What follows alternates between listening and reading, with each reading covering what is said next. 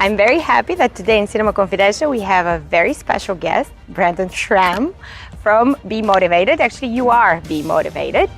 He will tell us all about making workouts and fitness as his way of life, all about his celebrity clients, and he will show us some amazing stuff. Hopefully.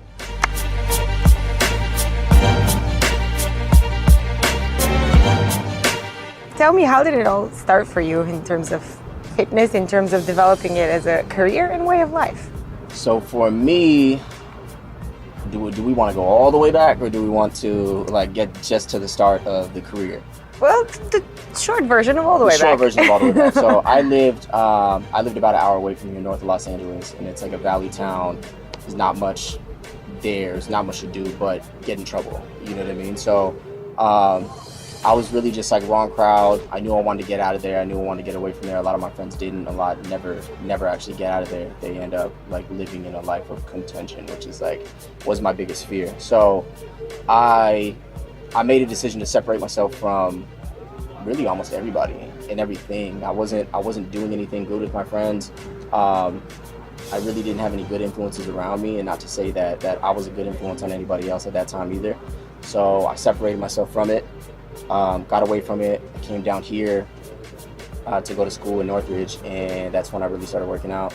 And it was just to focus on something, focus on myself. I wanted to learn more about myself. I was an athlete for 15 years. I played soccer at the highest levels, and I was missing that sort of push and that challenge and that you know what I mean, that discipline, the growth, and so I found that in working out. Started just training people at my local gym for just extra money on the side. People that had seen the way that I was working out, they were interested. They wanted to know what tips that I had, and it was around that time that I started my Instagram.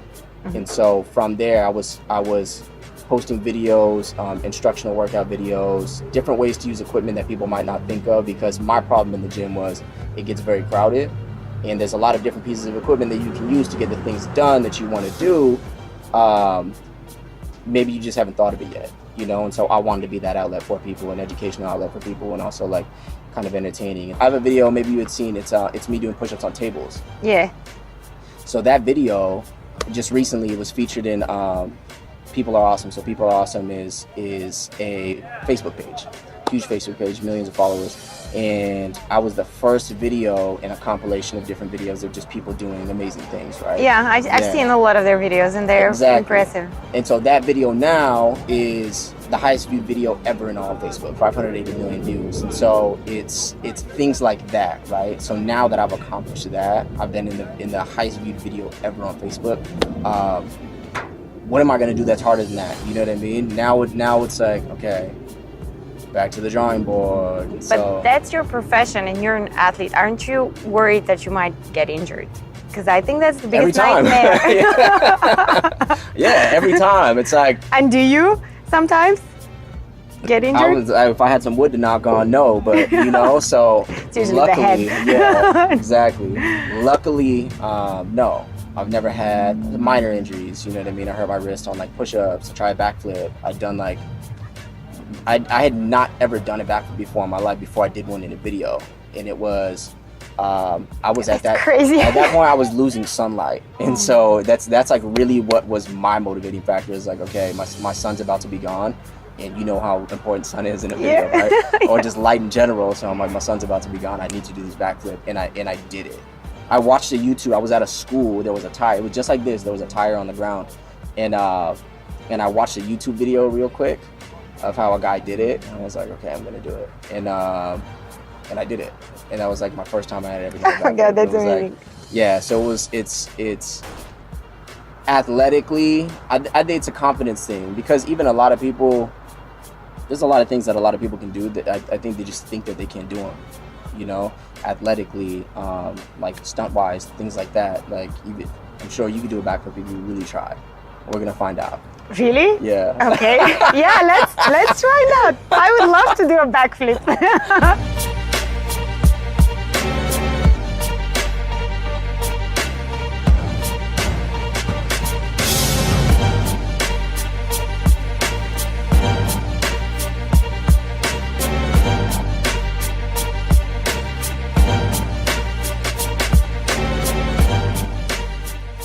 I know that you've trained j.lo. Mm-hmm.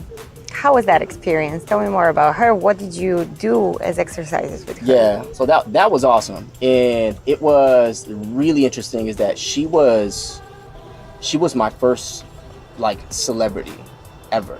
How did she find you? Social media? So it was at that time that I had met her boyfriend at the time. He had found me on social media, and he had said, "Listen, I see what you're doing. I like what you're doing. I want to look like that." And he said, and he gave me almost an impossible task. He was like, I filmed a movie a month ago, and I have my shirt off in the last scene. I haven't been in the gym for a month. I have to refilm that last scene in a week. What do I have to do? And I was like, in a week? Exactly. So you have to be a miracle worker. Twice a day. I had to tell him exactly what to eat the entire time. And the first day that I'd met him, the first day that I'd spoken to him on Instagram, we were at the gym that night, 11:30 p.m. at night. And he had said, so tomorrow, he really liked what I did. He said, tomorrow I'm going to have you at Jen's house.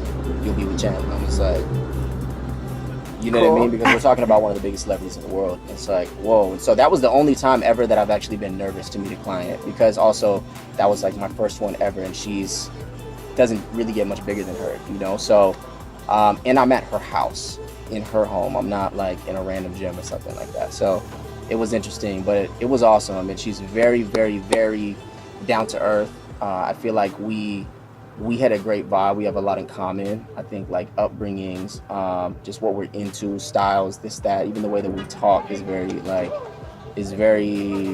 relatable, you know? And so with her, she's always dancing. It's, I mean, she came up dancing and became an artist, you know? And so she can dance an hour and a half in her biggest show. She can dance an hour and a half straight through a show, singing the entire time in heels. It's incredible.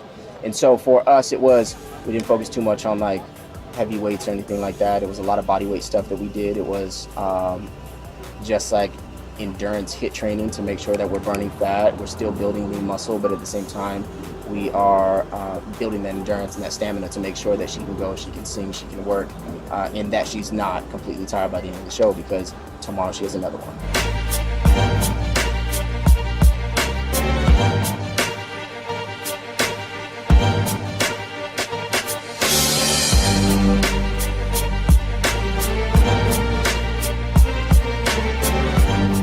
Prince Royce, he is one of the biggest Latin artists in the world. Mm-hmm. At the time, it was interesting because I had not known who he was, and I'd gotten a call, and it was, hey, Royce's manager wants to speak to you. He wants to train with you, this and that. He'll be at the SLS tonight. I need you to go tonight. It's always like a tonight thing, you know? I'm like, all right. And so, yeah, and I went to go meet him, and it was interesting because he was at the time, he was getting ready to go on tour with Ariana Grande. And it was the first time ever that he'd be taking his shirt off on stage. He just wanted to step his game up. He was making a crossover into English from Latin. Yeah, that's how I started working with him. And I was working with him for maybe 3 weeks. And he had asked me to go on tour with him. And he had said, I can't lose what I've been doing. This is working. I was cooking all of his food for him 7 days a week, because I wanted to make sure that you know, like that when the time came, it was right. He was there. And he was there. First time he's ever had abs. He had abs on stage, his first show, Tampa, Florida. I remember it exactly. Is it easier for you to train men or women, or it doesn't matter? You know what? So I think a lot of people don't realize that I would say 80% of my clients have been women. But more so, like more of the celebrities have been men. When it comes to restrictions, like how hard are you on your clients? That again depends on their goal, I'm guessing. But yeah, alcohol, sugar, are these really like totally forbidden ever in life if you want to? No, so I think there are restrictions, but at the same time, like you have to live, right? So I think it's you do enough here to reward yourself here, you know what I mean? Yeah. Or it's like a lot of it's an 80-20 rule, that like 80% clean, 20% bad. And essentially if you follow that right, it's right, it will work. But I think a lot of people do 50-50 and they don't do 80-20, you know what I mean? Or they do like 20-80, 20% good, 80% bad. What about you personally? Like, Me? do you do the 80-20? And how often do you work out? Do you work out every day? I do like 90-10. Okay. Like just like very. So I'm fairly strict on my diet. I cook. I would say 90% of my foods because I'm just very picky of like what goes into my body. You know, it's like I now have the means to provide myself with all organic food. Mm-hmm. You know, and I can buy. Good I don't water. really limit myself crazy. Like I had In-N-Out Burger twice this week because I love In-N-Out Burgers and I love sweets. So I eat donuts, you know what I mean, and cookies when they're in front of me and stuff like that. But also my workouts will cancel that out. You know what I mean? I work out hard enough that that's not really going to affect me at this point. I'm also here where I'm at. You know what I mean? I think if you're trying to get to a certain place, you need to definitely be more strict on like what you're doing. But once you're there, you can mess around a little bit because you're not going to lose it right away. And the sight of like you maybe start losing it a little bit and you just get back on it.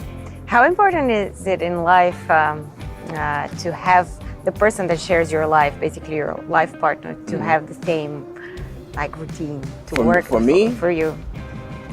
Can you be with somebody Oh my who doesn't gosh, work out? So who doesn't work out at Yeah. all? No. But I could not be with somebody that's as strict as I am, I think. You know, because they don't need to be. This is my profession and I am my own billboard. I've built my career on a lot of it is what I look like. Of course. And what I do athletically. You know what I mean? So for me, I am essentially my own advertisement to these people. For a woman, it's like I think it'd be a little bit too crazy.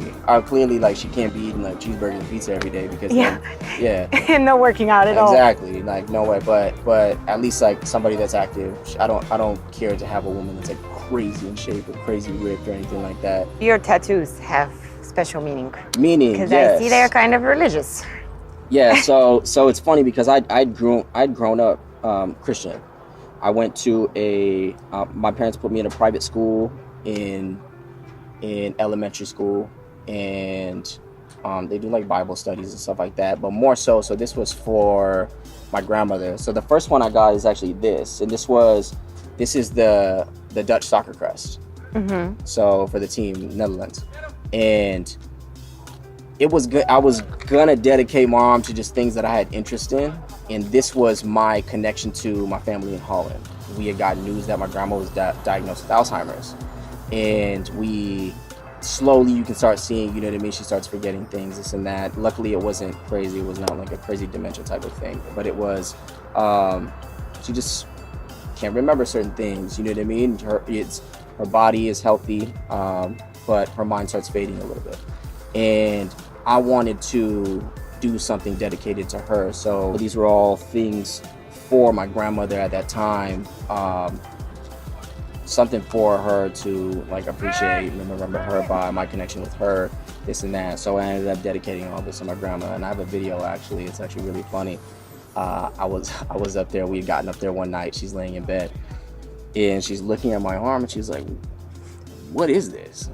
And I'm like, "What?" And I was like, "These are tattoos." And I was like, "I got them for you." And I was like, "You like them?" And she's like, No. "So ugly." And I was like, "Thank you. I'm glad you know how to appreciate. This is a nice gesture, So Grandma." the dedication worked wonderfully. It did. Now we're gonna try something on the field. You promised me a backflip. He promised me a backflip. Let's see that. Let's see what we can do. Let's find out.